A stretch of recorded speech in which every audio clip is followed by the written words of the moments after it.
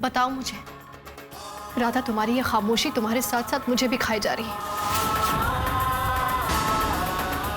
तो मुझे बताओगे नहीं तो मैं कैसे तुम्हारी मदद करूंगी? मैंने जिंदगी की सच्चाई स्वीकार कर ली है। खोई हुई चीजों के पीछे भागने से कोई फायदा नहीं, कुछ नहीं मिलेगा। तुम खोई नहीं हो राधा। हाँ, मगर खुद को खोना जरूर चाहती हो तुम। बोलो राधा, मुझे अपनी मदद करने का मौका दो।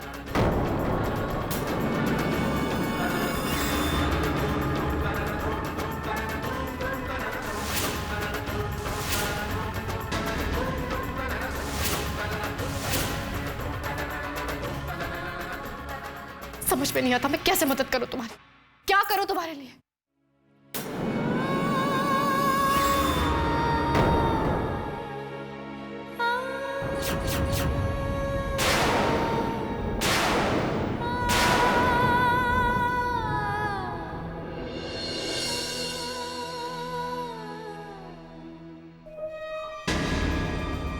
ये बोलेगी तो क्या बोलेगी? इसने कोई छोटा मोटा काम थोड़ी ही किया है, अपने पति का खून किया है, खून।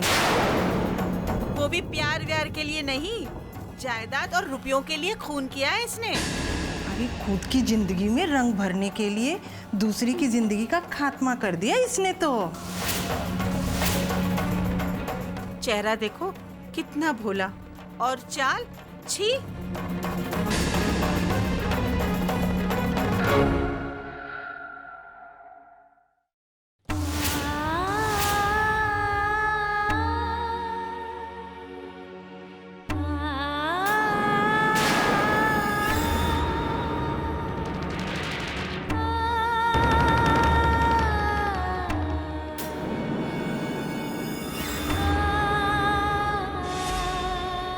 दुनिया कह रही है मैं खूनी हूँ, तो अपनी बेगुनाही का क्या सबूत दूं डॉक्टर राधा को? खत्म हो चुकी है मेरी जिंदगी। अब तो किसी चीज की चुभन तक महसूस नहीं होती। अपनों के साथ साथ अपने आप को भी खोया है, और शायद अब यही मेरी किस्मत है।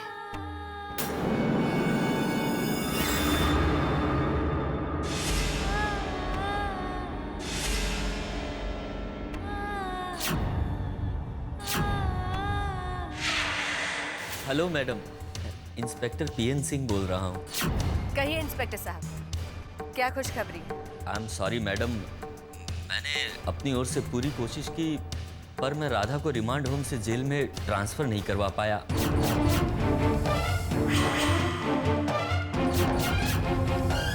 What nonsense! आपने मुझे ज़बान दी थी कि कल राधा रिमांड होम से जेल में होगी। आप जानते हैं आप किसे ना कह रहे? संघमित्रा को ना सुनने की आदत नहीं।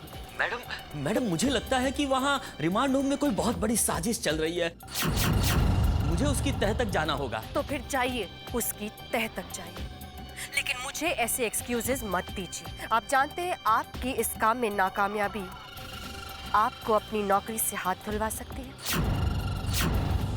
शायद आप जानते नहीं है मेरी पहुंच कहां तक है। मैडम प्लीज मैडम, मुझे एक चांस दीजिए, मुझे सिर्फ एक मौका दीजिए। मैं आपको यकीन दिलाता हूँ कि राधा जल्द से जल्द जेल में होगी। ऐसा होगा तो बेहतर होगा, वरना। हेलो मैडम,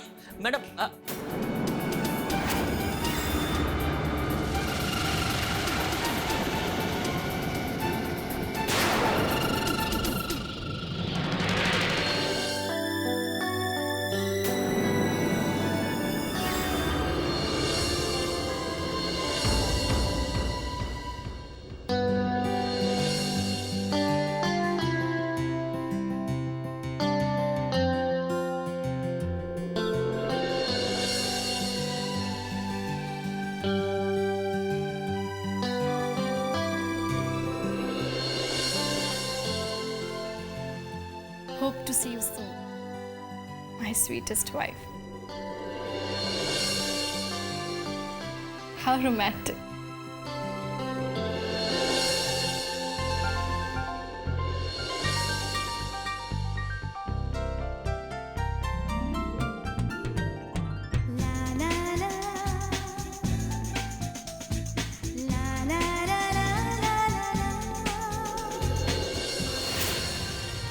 हाय, मैं जानता था तुम मुझे जरूर फोन करोगी। You got the surprise.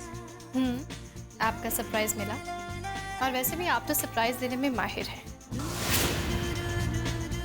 इतने अच्छे फ्लावर्स भेजे हैं, इतना अच्छा मैसेज दिया है, और फोन तो करना ही था ना।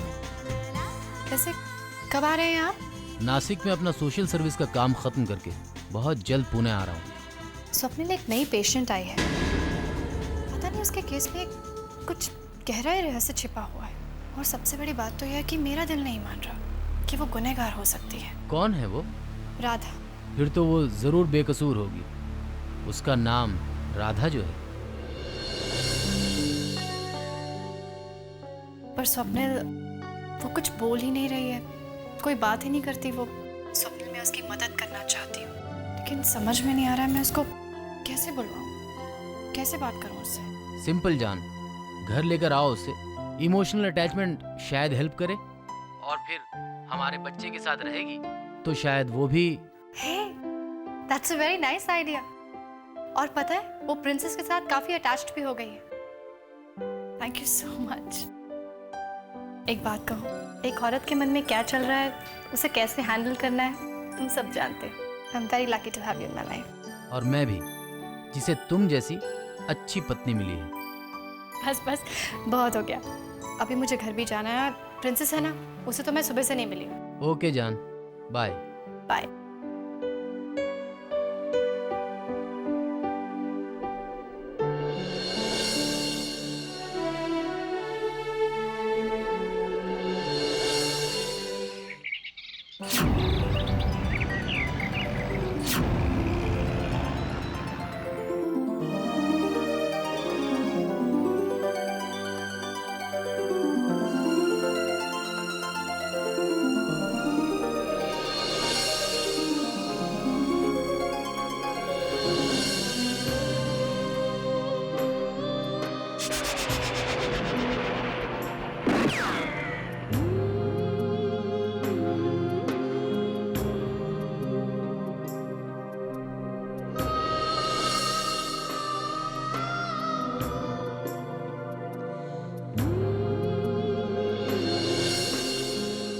Good morning. तुम्हें नहीं लगता आज बहुत अच्छी मॉर्निंग है? वेल, मेरे लिए तो बहुत अच्छी है।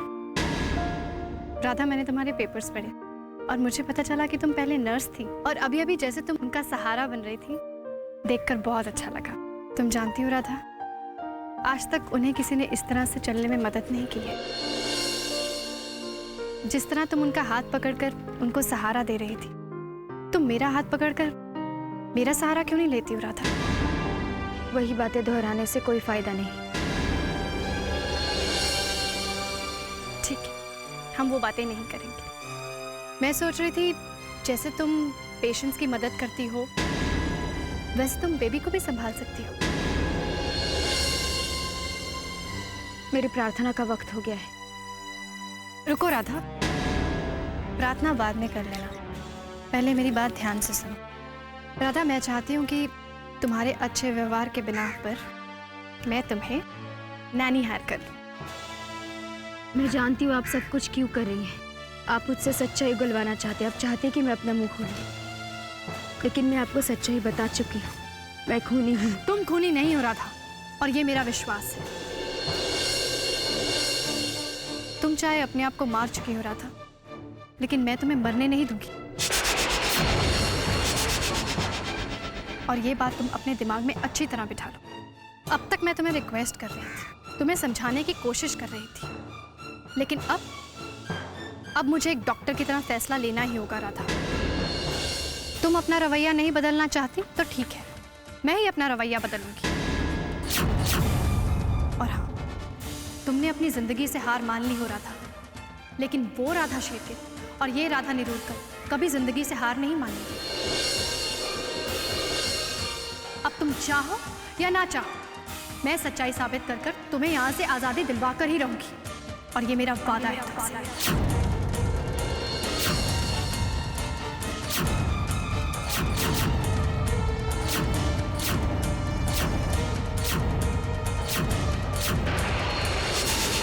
और डॉक्टर राधा, हम अच्छी तरह से जानते हैं कि आप एक बहुत ही अच्छी और रिस्पॉन्सिबल डॉक्टर हैं। फिर भी आपके इस डिसीजन पर एक क्वेश्चन पूछना चाहेंगे। Sure sir, why not. आप ये क्यों चाहती है कि राधा आपके बच्चे की नानी बने? क्योंकि मैं राधा को काफी दिनों से ऑब्जर्व कर रही हूँ। वो कोई आम कन्विक्ट नहीं है और राधा कभी भी किसी की भी मदद करने से हिचकिचाती नहीं है। वो दिल की बहुत ही अच्छी है एंड अबव ऑल उसकी मेरी बच्चे के साथ काफी अटैचमेंट हो गई है। पर सिर्फ अटैचमेंट होना कोई वजह नहीं हो सकती एक बच्चे को किसी कन्विक्ट के हाथ में सौंपने के लिए। और इसके पहले भी किसी एक कन्विक्ट ने आपके बच्चे की जान लेने की कोशिश की। इसके बाद भी किसी एक कन्विक्ट को आप केयरटेकर बनाना चाहती हैं। इसी कन्विक्ट ने मेरे बच्चे को बचाया था और मेरा मानना है कि मारने वाले से बड़ा बचाने वाला होता है। और फिर राधा पहले एक नर्स भी थी, देखभाल करना वो अच्छे से जानती है। वो ऐसी है नहीं, ये तो हालात ने उसे यहाँ पहुँचाया है। और मेरी नज़र में मेरी बच्ची के लिए राधा से बढ़कर कोई केयरटेकर नहीं हो सकती।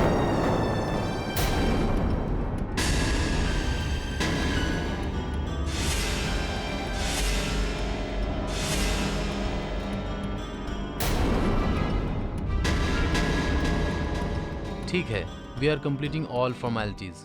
आप राधा को अपने साथ ले जा सकती हैं। Thank you so much.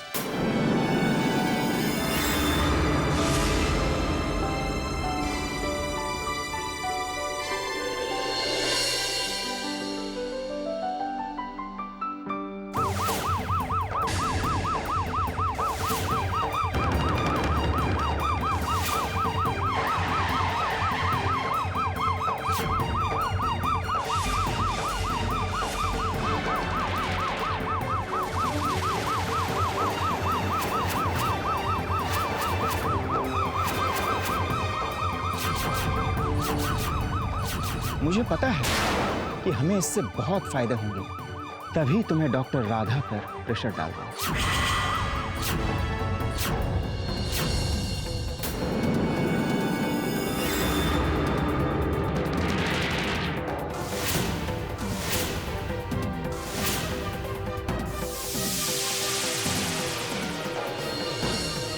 Hello doctor. Hello inspector. I am sorry, आपकी ये कोशिश बिल्कुल बेकार रही। अब आप इनको कहीं नहीं ले जा सकती। क्यों? क्या हुआ? हुआ कुछ नहीं है, पर अब होने वाला है। ये लीजिए। ये क्या है?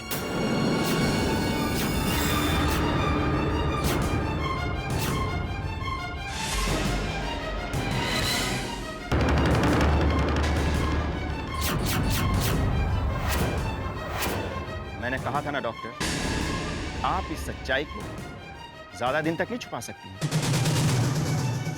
और इस लिफाफे में मिसेस राधा शेरगिल के डुप्लीकेट मेडिकल रिपोर्ट्स हैं, जिसमें यह साफ जाहिर होता है कि ये बिल्कुल फिट हैं और इस रिमांड होम से जेल तक जाने के लिए बिल्कुल मानसिक और शारीरिक रूप से फिट हैं।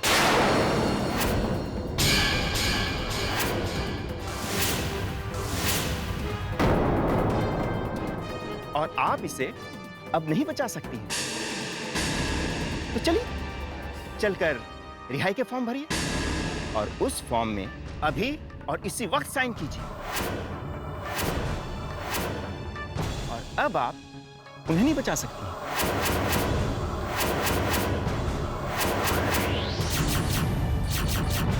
डॉक्टर साहिबा, क्या हम एक पल भी गंवाए बिना चलकर फॉर्मेलिटीज पूरी कर सकते हैं? चलो।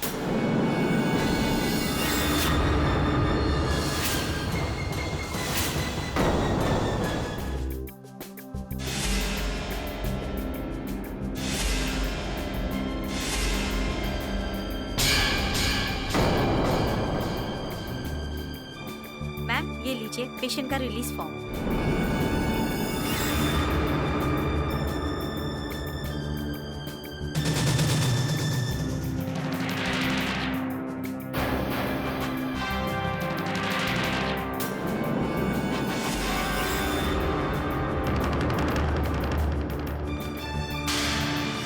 मैम प्लीज थोड़ा जल्दी कीजिए।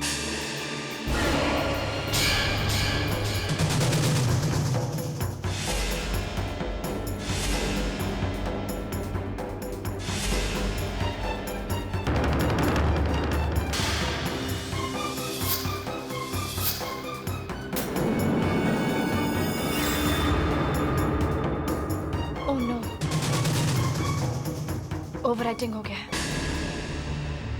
कोई बात नहीं, दूसरा फॉर्म फिल कर देती हूँ। मैम, ये आपने क्या कर दिया? क्यों, क्या हुआ? ये आखिरी फॉर्म था और आप ही ने तो कल बताया था हेड ऑफिस से नए फॉर्म्स मंगवाने हैं। अब तो मैम हमारे पास एक भी फॉर्म नहीं है। नहीं नहीं, जरा ध्यान से देखो, वही ड्रॉज में पड़े हैं। मैंने खुद देखे हैं फॉर्म्स। तुम जाकर फॉर्म्स लेकर आओ और मैं तब तक वार्ड नंबर 18 के पेशेंट को अटेंड करती हूँ। ठीक है मैम। एक्सक्यूज मी इंस्पेक्टर, मैं पेशेंट को देख कर आती हूँ। प्लीज डॉक्टर जरा जल्दी करना। या डोंट वरी।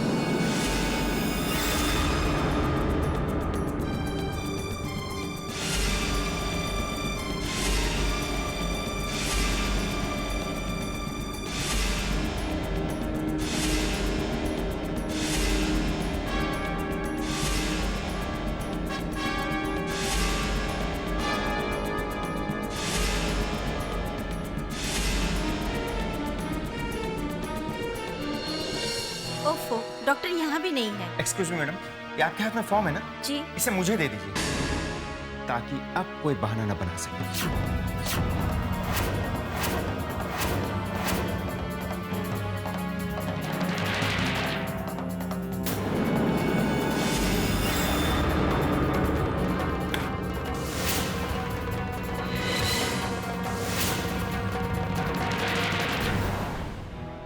सबसे पहले आपको पहले इस फॉर्म की फॉर्मेलिटी पूरी करनी होगी। ओके, लाइए।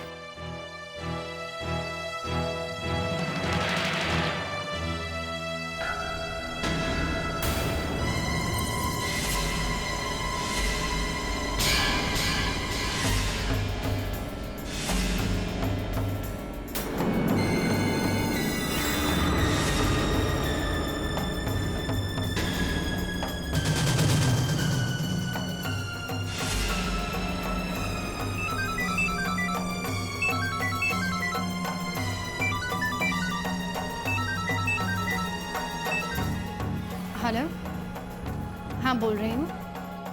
क्या उसे फिर से अटैक आ गया? Don't worry. आप ऐसा कीजिए, जो प्रिस्क्रिप्शन मैंने आपको दी है ना, वही डोज रिपीट कीजिए। हाँ, घबराइए मत, तुरंत दवाई देंगे तो आराम आ जाएगा। ठीक है? Okay, take care. Please madam थोड़ा जल्दी कीजिए ना। जी।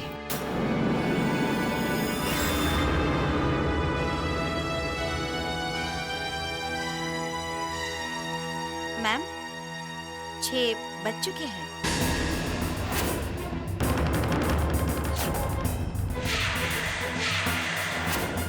मेरी ड्यूटी खत्म हुई, मैं जा रही हूँ। Bye bye. सॉरी इंस्पेक्टर, हम 6 बजे के बाद काम नहीं करते।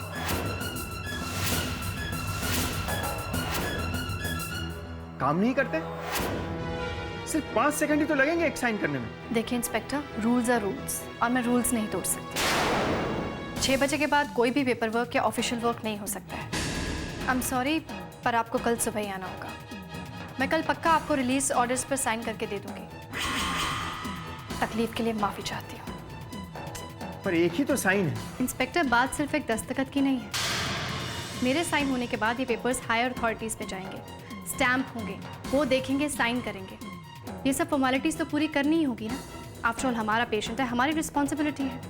ऐसे तो नहीं जाने दे सकते ना। मुझे अफसोस है, पर मेरी मजबूरी भी समझिए। लगता है आपको कल ही आना होगा।